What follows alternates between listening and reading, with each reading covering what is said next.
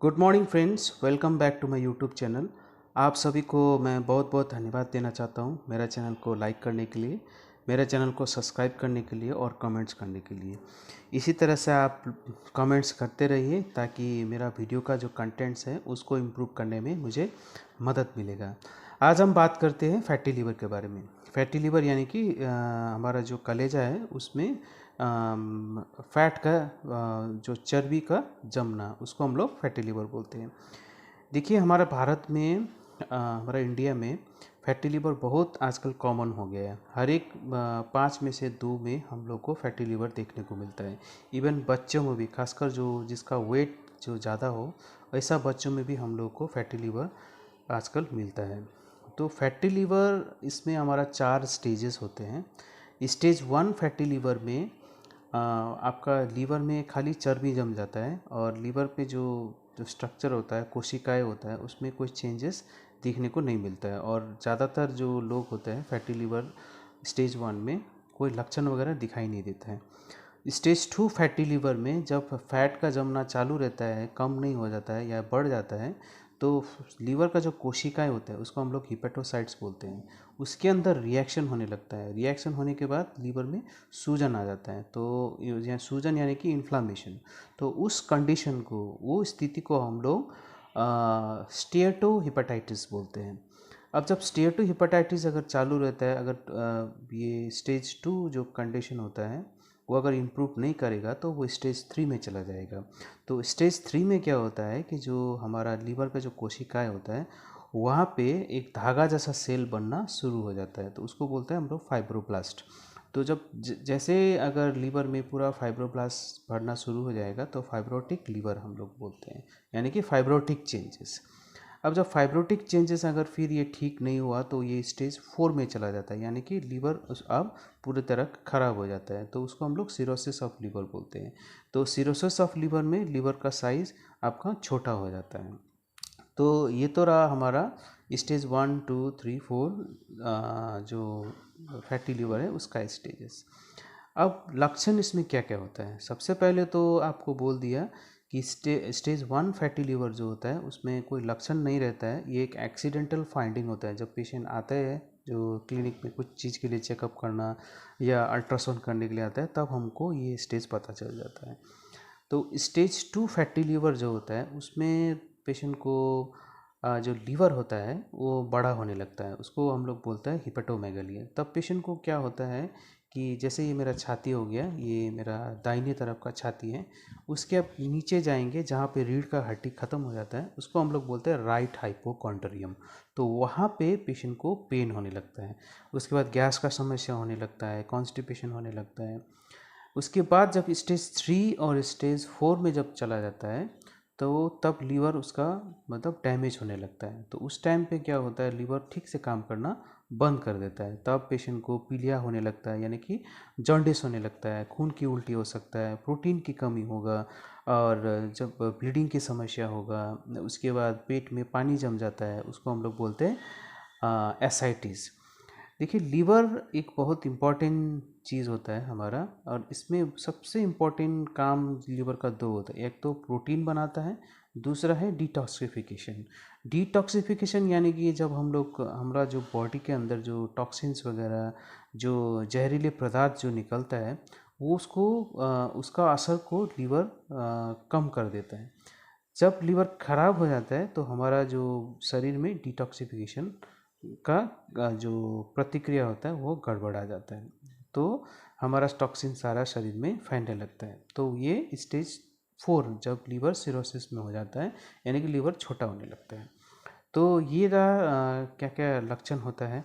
अब इसको डायग्नोसिस कैसे हम लोग करते हैं। सबसे पहले तो एक्सीडेंटल फाइंडिंग, जब पेशेंट आ जाता है कभी हॉस्पिटल में कुछ टेस्ट वगैरह कराने, जब हम लोग अल्ट्रासाउंड करते हैं तो उसमें फैटी लिवर डायग्नोस करते हैं। तो इसीलिए हम बताते हैं कि आपको कि अल्ट्रासाउंड होता है सबसे इम्पॉर्टेंट चीज़ है फैटी लिवर को डायग्नोस करने के लिए। अब दूसरा कि पेशेंट का कौन सा स्टेज, फाइब्रोटिक चेंजेस है कि नहीं है, या सिरोसिस हो रहा है, या कौन सा स्टेज में फाइब्रोटिक चेंजेस का पहुंच गया है, उसको पता करने के लिए हम लोग एक स्कैन होता है, उसको हम लोग बोलते हैं फाइब्रो स्कैन। उससे हम लोग को पता चल जाता है कि कितना मतलब फाइब्रोटिक चेंजेस लीवर में हुआ है। अब ये तो जो डायग्नोसिस करने का जो ज़रिया हो गया, और दूसरा चीज़ हम लोग ब्लड टेस्ट से भी कुछ कुछ हम लोग को आइडिया मिलता है। जैसे अगर हम लोग ब्लड टेस्ट करते हैं तो जो बिलिरुबिन का जो वैल्यू होता है ब्लड में वो बढ़ा हुआ मिलेगा आपको। उसके बाद आपका लीवर में जो एंजाइम्स होता है वो बढ़ा हुआ मिलेगा। आपका जब कोलेस्ट्रॉल करेंगे, ट्राइग्लिसराइड करेंगे, ये आपका बढ़ा हुआ मिलेगा। तो ये सारा चीज़ हम लोग जब फैटी लीवर होता है तो ये पता करने के लिए हम लोग करते हैं। अब इसका कारण क्या क्या होता है? सबसे पहले कारण तो देखिए, अगर आप कैलोरी ज़्यादा लेते हैं लेकिन बर्न कम करते हैं तो हमारा जो शरीर में वो फैट बन के जमना शुरू हो जाता है। और एक होता है ओबेसिटी यानी कि मोटापा, ये भी एक कारण होता है। आप ज़्यादा चर्बी वाले चीज़ अगर ज़्यादा खाते हैं तो ये भी एक कारण होता है। अगर हरी साग सब्जी आप कम खाते हैं तो इससे भी फैटी लिवर हो जाता है। अगर मीठी चीज़ अगर ज़्यादा खाते हैं इससे भी ये भी फैटी लिवर कर सकता है। तो अल्कोहल और आप सिगरेट स्मोकिंग, डायबिटीज़ हो, तो ये सारा कारण होता है फैटी लिवर का। और आरामदायक ज़िंदगी यानी कि इसको हम लोग बोलते हैं सेडेंटरी लाइफ स्टाइल, जिसमें आप शरीर का एक्सरसाइज वगैरह कम होता है तो उसमें भी हमारा शरीर में लीवर में चर्बी जमना शुरू हो जाता, चर्बी जम जाता है। तो ये तो रहा कारण जो फैटी लीवर का। अब इसमें ट्रीटमेंट क्या होता है? देखिए, जब स्टेज 3 और स्टेज 4 फैटी लीवर होता है तो उसमें थोड़ा ट्रीटमेंट हम लोगों को मुश्किल हो मैनेज करना थोड़ा मुश्किल हो जाता है, और कुछ मतलब ख़ास रिजल्ट नहीं निकलता है। क्योंकि स्टेज 4 और स्टेज 3 में क्या होता है, लीवर आपका डैमेज होना शुरू हो जाता है। तो उसको हम लोग वो नहीं कर सकते, काफ़ी हद तक नॉर्मल लीवर नहीं बना सकते। फिर भी हमारे इंडिया में अभी कुछ कुछ ट्रीटमेंट्स अवेलेबल है, तो उससे हम लोग ये स्टेज 3 और स्टेज 4 को हम लोग ट्रीटमेंट में कुछ मदद तो मिलता है। लेकिन स्टेज 4 में जब पहुंच जाता है तो उसको हम लोग फाइनली लास्ट में हम लोग उसको लीवर ट्रांसप्लांट करना पड़ता है, जो कि काफ़ी महंगा होता है। अब स्टेज 3, स्टेज 2 और स्टेज 1 फैटी लीवर अगर आप ठीक से ट्रीटमेंट करेंगे तो ये लीवर आपका कम्प्लीटली नॉर्मल होने का संभावना रहता है। जैसे अब सबसे इम्पॉर्टेंट ट्रीटमेंट में आपका, जैसे आपको पता चलेगा कि आपका फैटी लीवर स्टेज 1 और स्टेज 2 है तो आपको सबसे पहले आपको डाइट में मॉडिफिकेशन करना पड़ेगा। डाइट में आप जब लेते हैं तो होल ग्रेन वाला जो डाइट होता है वो आपको ज़्यादा लेना है, यानी कि ऑलमोस्ट डेली ही आपको वो खाना है। जैसे होल ग्रेन में ओट्स हो गया, आपका ब्राउन राइस हो गया, आपका फिर ये क्यूना हो गया, बार्ली हो गया, मकई हो गया, ये सब होल ग्रेन में आता है। होल ग्रेन यानी कि जो जिसका जो सीड्स होता है वो पूरा इंटैक्ट हो। देखिए सीड्स, जैसे आप ये राजमा में देख सकते हैं, जो ब्राउन कलर का जो बाहर का जो स्ट्रक्चर है उसको हम लोग बोलते हैं ब्रान। और आप देखिए बीच में एक वाइट कलर का जो दिख रहा है उसको हम लोग बोलते हैं जम। अगर इस राजमा का सीड्स को आप अगर दो टुकड़े करेंगे तो आपका वाइट कलर का परत आपको अंदर मिलेगा, उसको हम लोग बोलते हैं एंडोस्पर्म। तो ये इसको हम लोग बोलते हैं होल ग्रेन। तो कभी कभी क्या होता है कि बाज़ार में जो आपका प्रोसेस्ड होल ग्रेन मिलता है उसमें क्या करते हैं कि ये लोग या तो जम को हटा देते हैं या ब्रान को हटा देते हैं या बीच वाला एंडोस्पर्म को उसमें मॉडिफाई कर देते हैं। तो ये प्रोसेस्ड होल ग्रेन खाना ठीक नहीं है आपके लिए, क्योंकि आपको इससे न्यूट्रिशन पूरा नहीं मिलेगा, और जो ब्रान होता है उसमें आपको ज़्यादा फाइबर मिलता है। तो याद रहे आपको होल ग्रेन वाला चीज़ ज़्यादा लेना है। उसके बाद आपको क्यूरीफेरस वेजिटेबल्स जैसे आपका ब्रोकोली हो गया और ग्रीन लीफी वेजिटेबल्स हो गए, ये आपको हमेशा ज़्यादा सेवन करना है। और आपको कार्बोनेटेड ड्रिंक्स जिसमें शुगर ज़्यादा हो, जैसे कोल्ड ड्रिंक्स वगैरह हो गया, इसको आपको अवॉइड करना है।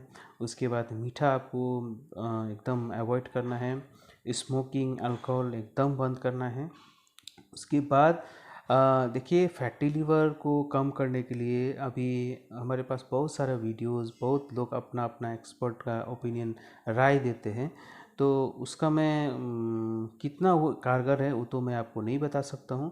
लेकिन मेडिटेरेनियन डाइट्स जो होता है वो साइंटिफिकली ये पाया गया है कि ये फैटी लीवर को रोकने के लिए या फैटी लिवर को स्टॉप करने के लिए या कम करने में बहुत मददगार होता है। जैसे आपको ये इसमें फिगर में देखिए मेडिटेरियन डाइट का हमारा चार्ट है, तो उसमें आपको क्या क्या रोज़ खाना है और क्या क्या आपको हफ्ते में एक बार और क्या क्या 15 दिन में एक बार खाना है, ये सब आप देख सकते हैं।